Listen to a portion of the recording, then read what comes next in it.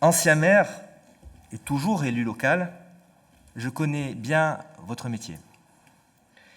Je sais la technicité qu'il exige, le doigté, la disponibilité et la diplomatie dont vous devez faire preuve chaque jour, à chaque instant.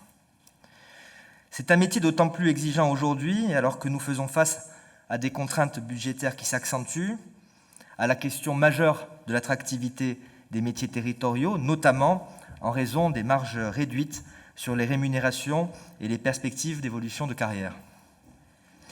À cela s'ajoutent des exigences sociales, environnementales et sécuritaires qui ne cessent de croître et auxquelles vous êtes tous et toutes confrontés d'une manière ou d'une autre. Être dirigeant territorial est une mission stratégique et porteuse d'avenir. Vous êtes, en tant qu'administrateur, des acteurs essentiels qui accompagnent les élus et les décideurs locaux, transformant leurs ambitions en actions concrètes et qui impulsent la dynamique et la modernisation de nos territoires. C'est grâce à vous que les collectivités se réinventent, innovent et bâtissent un avenir solide et durable. Et c'est pourquoi je me suis engagé, depuis que je suis ministre de la fonction publique, à défendre la reconnaissance de vos parcours, l'attractivité des postes en territorial et la protection de vos agents. Je m'adresse d'abord à vous, agents de la territoriale qui occupaient des postes exigeants, souvent exposés, et qui méritaient une reconnaissance claire et équitable dans vos parcours professionnels. À ce titre, je suis fier d'avoir engagé la transposition de la réforme de la haute fonction publique de l'État à la fonction publique territoriale. Cette démarche est également en cours pour la ville de Paris et la fonction publique hospitalière. Cette réforme, pour moi, constitue une valorisation de vos métiers, de leurs spécificités et difficultés, mais aussi du rôle essentiel que vous jouez chaque jour auprès des élus de terrain. Elle doit pouvoir favoriser la mobilité interversant, un objectif que je porte avec conviction. En tant que ministre de l'ensemble des agents publics, je souhaite favoriser une meilleure connaissance mutuelle et un dialogue renforcé entre les différents versants pour enrichir la fonction publique dans son ensemble. Dès ma prise de fonction, avec le soutien du Premier ministre, je me suis engagé à faire avancer ce dossier qui avait été arrêté, vous le savez, en juin 2024, au moment de la dissolution. Les travaux ont repris et ils sont sur le point de se finaliser. En effet, les décrets ont été transmis au Conseil d'État et seront étudiés à partir de septembre. Par ailleurs, un Conseil supérieur de la fonction publique territoriale s'est tenu ce matin pour examiner les projets de décret. Il restera à finaliser l'arrêté de répartition des emplois en 4 niveaux, en homologie avec le classement des postes d'administrateurs d'État. Je connais les questionnements que suscite d'ores et déjà la transposition de ces décrets. Je sais que cette répartition, elle suscite des débats, mais je tenais à vous le dire aujourd'hui, je suis confiant que nous saurons collectivement trouver un accord sur ces points de réglage dans un esprit d'équité, parce que l'équité compte beaucoup pour moi, mais également de responsabilité. Dans mes attributions figure également la simplification administrative, mesdames et messieurs, et sur la base des recommandations du rapport Boris Ravignon, maire de Charleville-Mézières, je partage avec mon collègue François Rebsamen le souhait d'avancer sur des mesures concrètes pour simplifier la vie des employeurs territoriaux, afin que vos équipes puissent concentrer leurs efforts sur des missions à forte valeur ajoutée pour l'ensemble de nos concitoyens. Je veux aussi m'adresser à vous, responsables d'équipe et gestionnaires de projets. Je suis conscient, comme je l'ai mentionné, des difficultés d'attractivité sur vos territoires. En tant qu'employeur, j'ai moi-même été confronté à ces défis pendant de nombreuses années. C'est pourquoi, malgré le contexte financier difficile, j'ai inscrit à l'ordre du jour du dialogue social la question de la rémunération des agents de catégorie C. Je sais que cela implique de revoir la structure des grilles indiciaires. Mais il faut que nous fassions des choix pour enfin aborder ce sujet, et c'est l'un des chantiers que j'ai proposé au Premier ministre en dépit de fortes contraintes budgétaires dans lesquelles nous nous trouvons. J'attends les arbitrages. Je souhaite également revisiter la question des concours pour les rendre plus attractifs, notamment en les rapprochant davantage de la réalité professionnelle. Je veux que davantage d'agents puissent prendre en main leur parcours professionnel, progresser par le biais des concours et examens, ce qui est un atout majeur de notre fonction publique. Et aujourd'hui, on peut dire que parfois, à certains secteurs, ça apparaît être un peu en panne. Disons-nous la vérité. Dans cette dynamique de fluidification des parcours, je souhaite supprimer l'obligation de l'épreuve orale pour les concours sur titre et faciliter le recrutement des apprentis en prenant en compte leurs années d'apprentissage comme assimilées aux années de service public. Enfin, je veux mieux protéger les agents qui s'investissent au quotidien pour assurer des missions de service public et d'intérêt général. Chaque jour, partout sur notre territoire, des agents publics sont victimes d'insultes, de menaces, voire d'agressions physiques intolérables. Leurs employeurs sont mobilisés pour les accompagner dans ces épreuves douloureuses dans le cadre de leur obligation de protection. Et j'ai bien vu comment cela fonctionnait en tant qu'élu local. Pourtant, de nombreux agents ne portent pas plainte, souvent par manque de temps, manque de confiance. Je veux que l'employeur puisse porter plainte en lieu et place de l'agent, avec son accord, pour renforcer cette protection qui me paraît indispensable.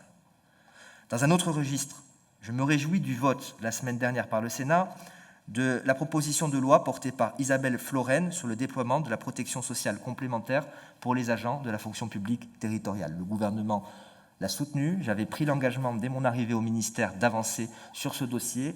L'État doit tenir sa parole, les accords ont été votés à l'unanimité et il me semble aujourd'hui indispensable de continuer sur cette voie de réforme. C'est une avancée qui est majeure, me paraît-il, particulièrement dans le versant territorial, où près de 3/4 des agents sont des catégories C, et souvent sur des métiers soumis à l'usure professionnelle. Je note aussi avec satisfaction que ce projet accompagne un mouvement engagé par les collectivités, dont la moitié a déjà initié cette démarche, même si les conditions demeurent variables en fonction des territoires et des décisions prises. Mesdames et messieurs, chers administrateurs territoriaux, je suis à vos côtés pour continuer à améliorer vos conditions d'exercice, reconnaître vos responsabilités et valoriser vos parcours. Je vous remercie pour votre engagement, pour votre professionnalisme, pour votre attachement à nos territoires ainsi qu'à la fonction publique territoriale, et je suis naturellement à disposition pour poursuivre l'échange et répondre à vos éventuelles questions. Merci à toutes et à tous.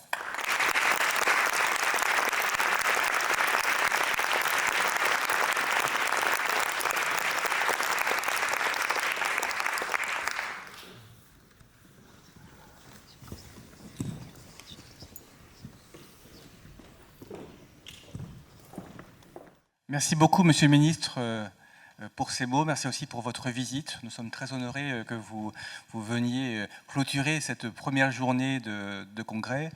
Je vous remercie aussi pour les messages que vous nous avez donnés. Nous savons que c'est des messages qui ne sont pas simples dans le contexte actuel. Nous voulions aussi témoigner, Amélie et moi, sur la qualité des échanges que nous avons avec vous et avec votre ministère. Vous nous avez reçus, on a discuté, on a échangé à diverses reprises et nous avons vraiment la conviction, et quand on vous l'entend, ça le confirme, que vous avez entendu l'essentiel des messages que nous avons donnés et qu'aujourd'hui, effectivement, nous sommes encore dans un entre-deux parce qu'effectivement, Rome ne s'est pas fait en un jour et la réforme de la haute fonction publique non plus. Et qu'effectivement, aujourd'hui, de ce que j'entends, de ce que vous nous confirmez aujourd'hui, pour nous, ce qui est essentiel, c'est que le sujet avance. Le sujet aujourd'hui, il est attendu depuis maintenant 3 ans par nos collègues. Nous avons aujourd'hui sur la partie de l'homologie des grilles indiciaires, c'est une condition, et vous l'avez rappelé, absolument indispensable pour continuer à favoriser les mobilités interversants qui sont pénalisées par le décrochage des grilles indiciaires entre les administrateurs de l'État et les territoriaux.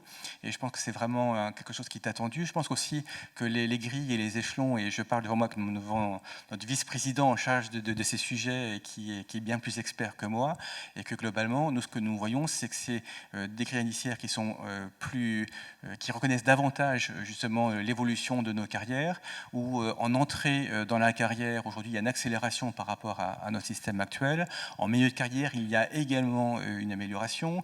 Lorsqu'on arrive sur les indices hors échelle A et B, en tout cas, c'est pour ce que j'ai vérifié, le régime est encore, quand on est sur le deuxième grade, plus favorable que les chevrons qui eux-mêmes étaient déjà considérés pour nous comme étant un moment très favorable de la carrière. Donc il y a des éléments très positifs et nous voulons vraiment le souligner parce que je pense que vraiment ça va déjà sur un très grand nombre d'entre nous contribuer à la reconnaissance effectivement de nos métiers qui sont des métiers, vous l'avez souligné, d'engagement, de responsabilité et de responsabilité. Je pense qu'on aura l'occasion de revenir tout à l'heure sur la responsabilité financière des gestionnaires publics, effectivement, qui vient également rajouter encore sur nos épaules un poids important.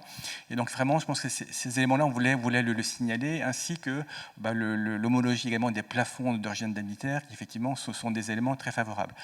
Vous savez, nous savons que nous avons effectivement encore des questions plus spécifiques aux emplois fonctionnels sur lesquelles nous discutons, nous continuerons à discuter et qui peut-être, en tout cas probablement, ne trouveront pas de réponse à 100% dès les premiers décrets, que ce soit effectivement, il y a des sujets en plus qui sont de l'ordre d'arrêtés ministériels, hein, donc je parle entre autres le fameux classement dans les 4 niveaux. On a aussi des questions un peu spécifiques, de même que les hospitaliers ont leur indemnité compensatrice de logement, nous avons la question des indemnités de responsabilité des directeurs généraux des services, donc des sujets un peu spécifiques qui méritent aussi qu'on s'y arrête, mais on a déjà discuté, je ne doute pas que nous continuerons à en parler. Et moi, ce qui je trouve tout à fait, c'est un peu le message que je souhaitais au nom de notre association vous transmettre, c'est qu'on se réjouit de voir les avancées et que les décrets soient déjà envoyés au Conseil supérieur et au Conseil d'État, sont déjà des signaux très, très favorables pour dire qu'aujourd'hui, il y a vraiment une réelle intention d'aboutir. Et puis, je pense que nous aurons le temps de la discussion et nous savons que votre bureau nous est ouvert pour un dialogue, on l'a redit avant d'entrer dans la salle, pour un dialogue authentique et sur laquelle on est capable effectivement de se dire ce qu'on a à se dire de manière polie et transparente, et qui nous paraît la condition nécessaire pour effectivement avancer. Et je pense que sur ce sujet-là, nous sommes tout à fait d'accord. Monsieur le ministre, peut-être une question complémentaire. Vous avez parlé d'attractivité de la fonction publique. C'est un sujet effectivement qui nous tient à cœur, dans le champ de nos emplois, mais également dans le champ de l'ensemble des emplois de ceux qui travaillent avec nous. Comment est-ce qu'aujourd'hui, ces sujets-là, votre ministère, sous votre conduite, les traite, les accompagne, et quelle perspective finalement souhaitez-vous donner sur ces questions ? C'est un très vaste sujet qui est celui de l'attractivité. Nous avons commencé depuis le mois de mars un dialogue social avec les 8 organisations représentatives de la fonction publique afin de déterminer les enjeux de l'attractivité. Parmi les enjeux, il y a la rémunération, naturellement. Lorsque je parle d'une réforme des grilles qui commencerait cette année par les catégories C, mais qui ne s'arrêterait pas aux catégories C. Si vous voulez, je parle en totale confiance avec vous. Je pense qu'il faut donner un signal pour commencer cette année, qui va être une année difficile, au plus bas salaire de la fonction publique, parce que le pouvoir d'achat de nos agents publics, aujourd'hui, me pose souci. Il y a trop de femmes et d'hommes qui travaillent dans la fonction publique dans ce pays, dans les 3 versants, et qui en réalité sont pauvres. Ne peuvent pas se permettre quoi que ce soit. Et en tant que ministre de la fonction publique, c'est quelque chose qui m'empêche d'être tranquille, pour ne rien vous cacher. Et ça m'empêchait d'être tranquille lorsque j'étais maire d'Ajaccio ou président de l'agglomération, parce que je savais que j'avais des agents qui devaient faire des choses à côté, parce que sinon ils ne s'en sortaient pas à la fin du mois.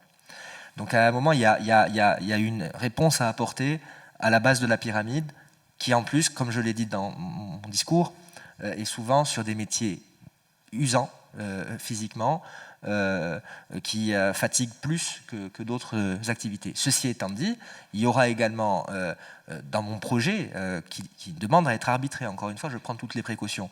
Je propose au Premier ministre, qui, vous le savez, s'adressera au pays la semaine prochaine, dans des circonstances compliquées en matière de nos finances publiques.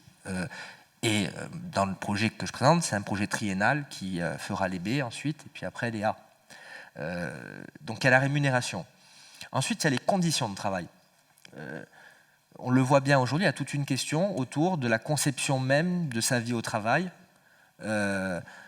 l'égalité femmes-hommes, la place de la transition climatique, environnementale, écologique dans la fonction publique. Ce sont des sujets avec lesquels les syndicats représentatifs souhaitent traiter.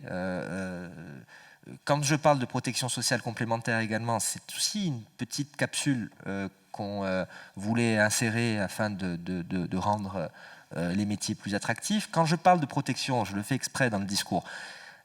À un moment, j'ai fait près d'un quart des départements du pays depuis 6 mois, puisque ça fait un peu plus de 6 mois que je suis en poste. Bon. D'abord, la première chose, c'est que partout où je vais, je vois des exemples concrets et vivants qui viennent tordre le bras aux idées reçues qu'on peut avoir sur la fonction publique. Et ça me rassure parce que quand je suis arrivé au ministère, j'ai eu des propos qui ont marqué les gens, parce que j'ai dit que j'aimais les fonctionnaires. Oui, mais oui, c'est la vérité. Et 6 mois après, je continue de les aimer. Et peut-être encore plus parce que j'ai pu voir dans tous les départements que j'ai visités des exemples concrets qui donnent une fierté de mon point de vue, dans les hôpitaux, dans les collectivités territoriales, dans les services de l'État, une fierté d'être le ministre des agents publics du pays. Bon, il y a trop d'agressions. Aujourd'hui, beaucoup d'agents publics se sentent seuls lorsqu'ils sont victimes d'agressions. C'est valable pour la territoriale, comme c'est valable pour l'hospitalier, où malheureusement, vous le savez, de nombreuses agressions peuvent exister, notamment dans les services d'urgence. Et puis les agents d'État ne sont pas prémunis. Hein. Il suffit d'aller dans les guichets d'URSSAF ou dans les guichets des impôts. Bon, voilà, je ne vais pas vous faire le descriptif de ce qui se passe. Vous le savez, vous êtes aussi sur le terrain et vous avez à gérer des agents qui sont parfois victimes d'agressions. Cette protection fonctionnelle, c'est aussi une reconnaissance qui est très attendue, je le sais. Pourquoi ? Parce que, encore une fois, il y a des gens qui ne portent pas plainte. Ils ne veulent pas aller porter plainte, pour plein de raisons. Ensuite, sur les enjeux d'attractivité, il y a un autre sujet sur lequel je travaille en ce moment avec un élu de Paris, David Amiel, c'est le logement. Quand je vous parlais de la difficulté par rapport à la rémunération, le premier poste de dépense étant le logement, vous avez aujourd'hui des disparités entre les départements. J'étais par exemple il y a quelques semaines en Haute-Savoie. Haute-Savoie, pays frontalier de la Suisse, beaucoup de travailleurs frontaliers dans ce beau département.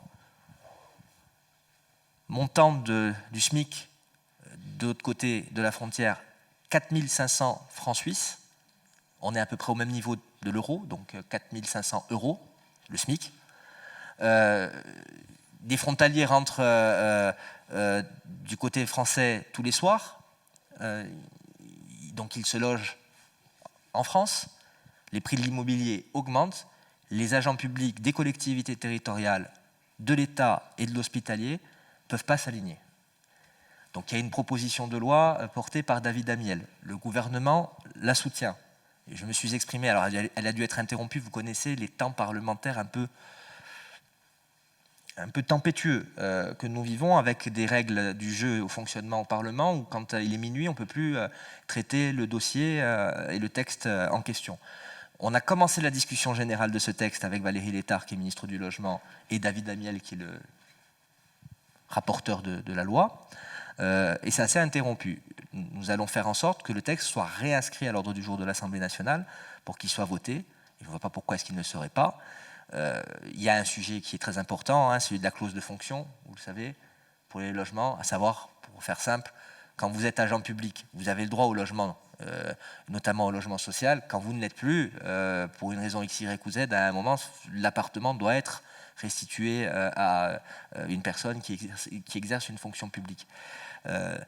Et c'est un souci qui remonte de ces territoires frontaliers où il n'y a pas que des territoires frontaliers. C'est le problème en Corse également, où l'activité économique, notamment touristique, fait que les prix montent. Et je n'ai pas besoin de vous rappeler également qu'il y a un gros problème concernant Paris, parce que trouver un logement abordable à Paris pour un agent public, ce n'est pas évident. Donc il y a tous ces sujets sur l'attractivité.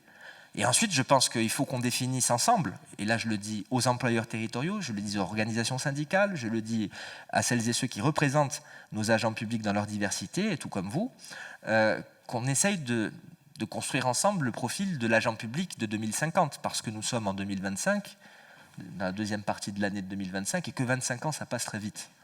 Et que si nous ne nous appuyons pas sur les chocs fondamentaux, démographiques, j'en parlais tout à l'heure avec M. Beaune, les chocs technologiques, et notamment la pénétration de l'intelligence artificielle dans le fonctionnement de nos institutions et de notre vie quotidienne. Je pense qu'on va se planter, excusez-moi de le dire comme ça, et qu'on aura raté un virage qui me semble être un virage très important.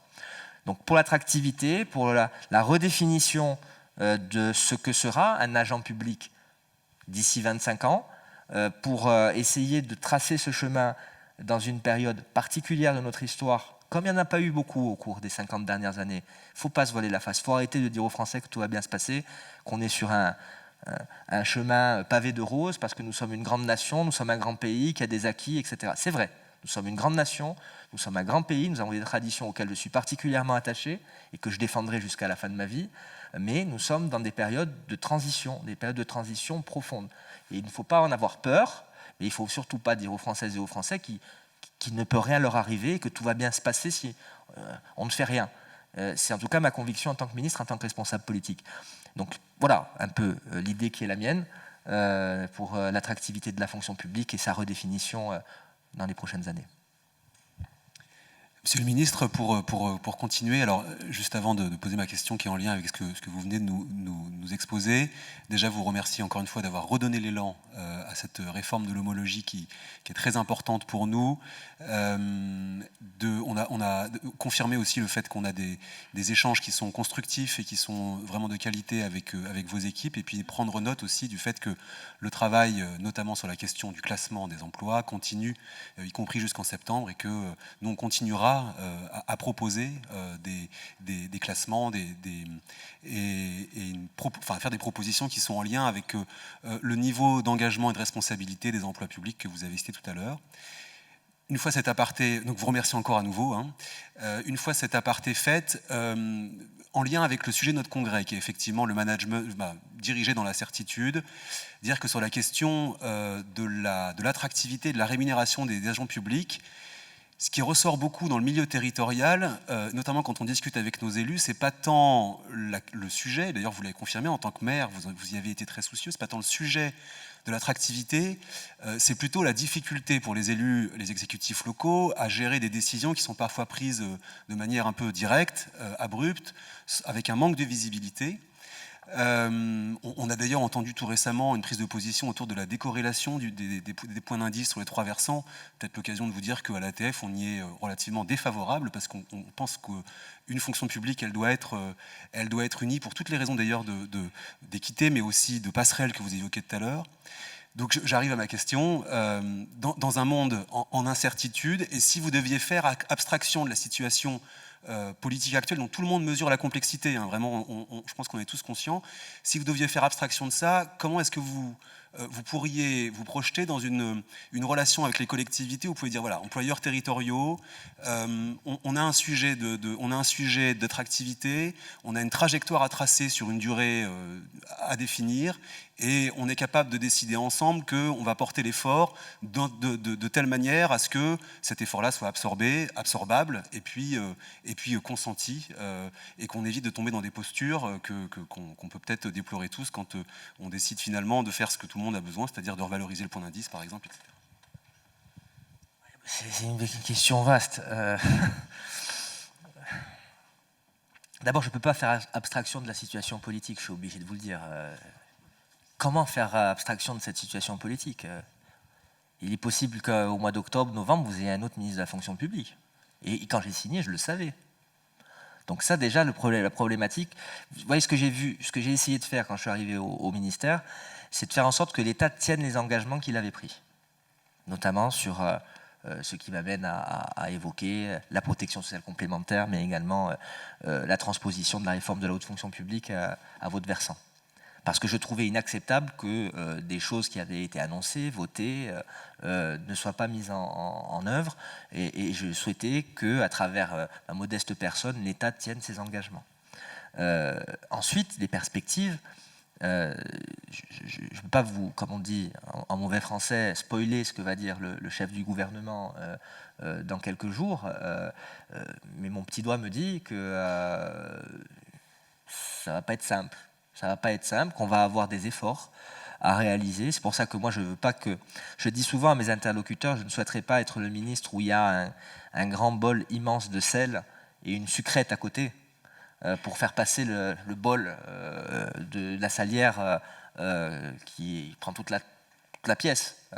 Donc il faut essayer de marcher sur ces deux jambes, essayer de faire des efforts qui naturellement sont toujours désagréables à annoncer, ça c'est une chose, mais je le savais en signant, parce que la situation financière du pays était comme ça, mais en même temps essayer d'apporter des améliorations, parce que je pense qu'il y a des possibilités. Elles sont peut-être modestes, elles sont peut-être insuffisantes, hein. Je n'ignore rien des réalités.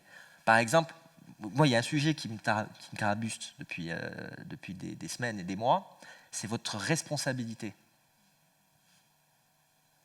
C'est le sujet de la responsabilité des agents publics territoriaux, notamment devant les juridictions financières. C'est un sujet qui m'empêche de dormir, parce que je constate qu'à la fin, les gens les plus sensés, les plus rationnels, eh bien, ils feront une chose, ils ne prendront plus de décision parce qu'ils auront trop peur de se retrouver devant un tribunal ou devant une juridiction financière. Et j'essaye de porter ce sujet qui est un sujet important, qui aussi va pour les élus locaux. Hein. Je suis passé par là. Donc, autant vous dire que ça, c'est un sujet qui, à mon avis, est un sujet clé. Et quand on va, par exemple, et je suis désolé, je vais devoir vous abandonner parce que je dois décorer un agent public méritant de l'Ordre national du mérite au ministère. Il m'a demandé m'a fait cet honneur de lui faire cet honneur. Donc, je n'aime pas être en retard. Mais ça, c'est un sujet que j'essaye de pousser en ce moment, je vous le dis, parce que c'est vrai qu'il y a eu une jurisprudence du Conseil d'État qui, notamment pour la prise en charge des dépenses de justice et des frais d'avocat, moi, ça me pose problème lorsqu'un agent ne peut pas être défendu, alors qu'il a fait les choses du mieux qu'il pouvait ou du mieux qu'elle pouvait, et qu'il est lâché ensuite dans la nature devant des juridictions financières notamment. Voilà. Ça, c'est un sujet, à mon avis, qui est important. Et quand on va à Chartres et qu'on essaye de redonner un petit peu le lead au préfet de département pour reprendre un peu la main sur ces questions-là, c'est pas pour dire au préfet de département, même vous allez signer un arrêté, vous allez vous faire fracasser par une juridiction, vous serez seul. Donc à mon avis, le sens, si on donne des responsabilités, c'est pas pour lâcher en race campagne les gens une fois qu'ils vont avoir des difficultés. Donc ça, c'est un sujet que je vais essayer de porter si j'ai le temps de le faire aussi. Et puis si on n'a pas le temps, j'espère que ceux qui me succéderont l'auront, eux, le temps. Bon, merci à toutes et à tous. Excusez-moi de devoir vous laisser. Merci. Et continuez ce que vous faites. Je vous l'ai dit, vous êtes un maillon essentiel de la chaîne du service public au plus près de nos concitoyens. Merci à toutes et à tous.